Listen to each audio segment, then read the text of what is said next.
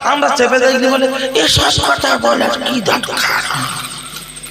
তা আমি বলবো না, তোর কোন গোনাই বলবে, প্রধান বলবে, এমপি বলবে, এমএলএ বলবে না দোস্ত, মুসলমান মেরে সাত পেটা করবে, তারপরও বলার মতো কেউ নেই। দেখেন না উড়িষ্যাতে গতকালকের নিউজে দেখলাম সোশ্যাল মিডিয়াতে, যেখানে মুসলমানদের মসজিদের উপরে ডাইরেক্ট তিরঙ্গা পতাকা লাগিয়ে দিয়ে বললো এটা আমাদের সম্পত্তি, আমরা দখল নিচ্ছি মসজিদকে, আমাদের কার্যালয় করব, পার্টি অফিস করব, ঘোষণা দিল আমাদের পশ্চিম বাংলা কোন এমপি এমএলএ মন্ত্রী মিনিস্টারের কারার মুখে কোন রব নেই।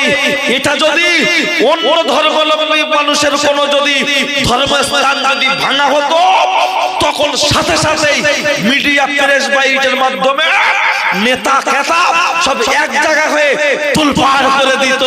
কিন্তু আজকে মুসলমানদের মসজিদ নিয়ে যখন ছিনিমিনি খেলছে, তখন নামধারী লিডার নেতাগুলো আজকের ঘরের দরজা বন্ধ করে এখন নাকে সর্ষে তেল দিয়ে নস্যি টানতে ব্যস্ত। কথা ঠিক কি না? বাচ্চা না কাঁদলে মা দুধ দেয়, মা দেখছে কচি দোলনা শুয়ে আছে, খেলা করছে, মা এ কাজ করে, ও কাজ করে, ও কাজ করে, সে কাজ করে, যতক্ষণ না ট্যা করে ততক্ষণ মা বাচ্চার কাছে এসে দুধ দেয় না। আমাদের মসজিদ মাদ্রাসা সব আছে, নিয়ে নেবে বলছে, আমরা যদি না কাঁদি আমাদের হয়ে কেউ কথা বলবে না। মা বাচ্চা বাপের কাছে দিয়ে কাজ করে, বাচ্চা মা আব্বা বলে একটু দুধ খা না, একটু দুধ খা, বলছো কি এখন কাঁদছে তুমি রাখো, ওকে এখন কাঁদছে তুমি রাখো না। এই করে করে মা যতক্ষণ না বাচ্চা কাঁদবে ততক্ষণ কোচির আশেপাশ থেকে ঘুরে যাবে, কিন্তু কোচির মুখে মায়ের স্তন দেবে না। তা আমাদের একজন বলছে জমি নিয়ে নেবো, কবরস্থান মসজিদ মাদ্রাসা দখল করে নেবো, আর আমরা বলছি কিচ্ছু হবে না, সব ঠিক হয়ে যাবে, আমরা আছি, কিচ্ছু নেবে না। অত সহজ না। বাচ্চা যেমন না কাঁদলে মা দুধ দেয় না, বাপ গায়ে মাথা হাত বুলায়, খেলনা দেয় ভুলিয়ে রাখার জন্য, বাচ্চাকে ভুলিয়ে রাখার জন্য বাপ মোবাইলে কার্টুন চালিয়ে দেয়, ঠাকুমার ঝুলি চালিয়ে দেয়, কিন্তু বাপ দুধ দেওয়ার যেমন ক্ষমতা রাখে না, মা দুধ দেওয়ার ক্ষমতা রাখে। আমরা কেঁদে আন্দোলন করে যদি আইন না পাস করাতে পারি, কার্টুন দেখা হবে, খেলনা দেখানো হবে, কিন্তু দুধ দেওয়ার ক্ষমতা থাকবে না। মাথায় ঢুকছে কথা? একটু অ্যাঙ্গেলে বুঝবেন, বুঝলেন? সবসময় সোজা বোঝার চেষ্টা করবেন। বিশেষ করে ফকিরপাড়ার জলসা কমিটির যে সমস্ত ছেলেরা আছো, তোমরা আপাতত 10-15 মিনিট তোমরা এসে বসো। তোমরা এসে বসলে মজলিসটা যখন শুরু হয়ে যাবে, তখন গ্রামের কিছু মানুষ এসে বসলে তারপর তোমরা আবার তোমাদের কাজে চলে যাবে। কিন্তু এখন শুরু করার জন্য স্টার্টিং এ তোমরা অন্তত কমিটির যুবক ছেলে যারা আছো প্রত্যেকেই মজলিসে চলে এসো, কারণ বক্তব্য শুরু করতে গেলে কিছু মানুষজন প্রয়োজন। আমরা তো চাঁদাতলা মাইকে পাড়া ঘোরা হুজুর না, যে লোক থাকুক না থাকুক মোটামুটি এখন চলবে।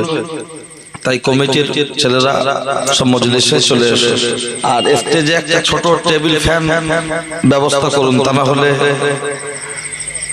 আমরা চাষিবাসী বাড়ির ছেলে আমাদের চলে যাবে, কিন্তু পরবর্তী বক্তা যারা আসবে তখন কিন্তু কথা বলবে। ওই পাখা দিলে আবার আওয়াজটা নেই কিনা মাইক হলে আরেক টেনশন, বুঝলে? যেন ছোট পাখা হলে আর কোনো চাপ থাকবে না, বুঝলে? যেটা টেবিল ফ্যান হয়, তা না হলে ইউটিউবারদেরও কষ্ট, মাইক হলে আরো কষ্ট, একটা আলাদা বাজে আওয়াজ ওঠে। তাই বললাম যদি সম্ভব হয় দেখো, না হলে চলবে ইনশাআল্লাহ। আমি আবারও বলছি, কমিটির যুবক ছেলে যারা আছো, একটাও কেউ রাস্তার দিকে এখন থেকো না, অন্তত 10-15 মিনিট 20 মিনিট তোমরা এসে মজলিসে বসো। তারপরে পাড়ার মানুষজন এসে বসলে তোমরা তোমাদের কাজে ব্যস্ত হয়ে যাবে, উঠে চলে যাবে, অসুবিধা নেই। আপাতত তোমরা মজলিসটাকে একটু রানিং করার জন্য তোমরা এসে বসে পড়ো। নাহমাদুহু ওয়া নুসাল্লি আলা রাসূলিহিল কারীম, আম্মা বা'দ। ফাকাদ ক্বালা আল্লাহু তাআলা ফি কালামিহিল মাজিদ ওয়া ফিল ফুরকানিহিল হামিদ। ইন্নাল্লাহা ওয়া মালাইকাতাহু ইউসাল্লুনা আলান নবী ইয়া আইয়ুহাল্লাযীনা আমানু সাল্লু আলাইহি ওয়া সাল্লিমু তাসলিমা। দুরুদ আল্লাহুম্মা সাল্লি আলা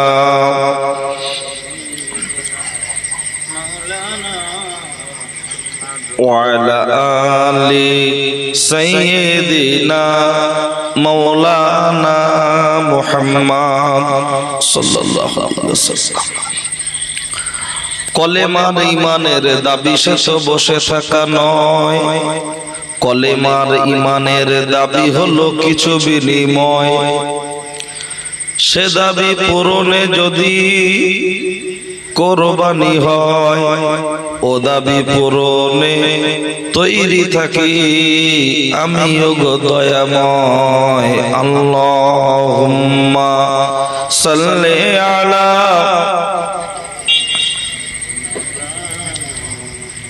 ওয়া আলা আলি সাইয়্যিদিনা মাওলানা মুহাম্মদ সাল্লাল্লাহু আলাইহি ওয়াসাল্লাম।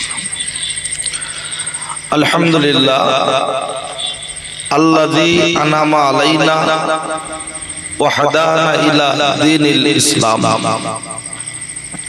উপস্থিত আজকের জলসা সুনামধন্য মহামান্য সুযোগ্য সভাপতি সাহেব, আপনাদের মসজিদের সুযোগ্য ইমাম সাহেব হুজুর, ইস্তেহারে লিখিত অলিখিত সকল ওলামা হযরতগণ, বিশেষ করে ফুরফুরা দরবার শরীফ থেকে আগত ভাইজান হুজুর কিবলা, আমার সামনে উপস্থিত এতদা অঞ্চলের এই সুদূরাই গ্রামের এপাড়া ওপাড়া থেকে আগত নামাজি পরেজগার আল্লাহওয়ালা মুরব্বী বাবাজিরা, সমবয়সী নওজোয়ান তরুণ বন্ধুরা, স্নেহের ছোট্ট ছোট্ট মাসুম বাচ্চারা, পর্দার অন্তর আড়ালে ওয়াজ শোনার নিয়ত করে বসে থাকা পর্দানশীল আল্লাহওয়ালা মা ও বোনেরা, আল্লাহ পাক রব্বুল আলামিনের দরবারে অসংখ্য শুকরিয়া। আমি যে সময় মাইকে মুখ দিয়েছি, এই সময় একদল মানুষ আছে রাস্তায়, আরেক দল মানুষ আছে শয়তানি ধান্দায়। কেউ আছে গাড়িতে, আবার কেউ আছে বাড়িতে, কেউ আছে বাড়ির খাটে, কেউ আছে শাকসার পুকুর হাটে। আমরা কিছু মানুষ বসেছি আজকের জলসার মাঠে। আমার আল্লাহ আমাদেরকে ওই সমস্ত মানুষদের মধ্যে হতে বাছাই করে ছাঁটাই করে সুস্থ শরীরে জীবিত অবস্থায় এই অস্থায়ী বেহেশতের বাগানে কিছু সময় বসার মতো তৌফিক দান করেছেন। এর জন্য শুকরিয়া স্বরূপ বলি আলহামদুলিল্লাহ। তারপরে পরে যে ব্যক্তিকে লক্ষ্য করে সৃষ্টি জগতের শুভ সূচনা, ওই ব্যক্তিটাকে বলা যেতে পারে সৃষ্টি জগতের সভাপতি, মক্কার জ্যোতি, মা আমিনার বাতি, মরুদুল আলাম নবী মুহাম্মদ রাসূলুল্লাহর প্রতি অসংখ্য দরুদ ও সালাম বর্ষিত হোক। সকলেই বলি সাল্লাল্লাহু আলাইহি ওয়াসাল্লাম। পর কথা ভাই ও বাবাজি,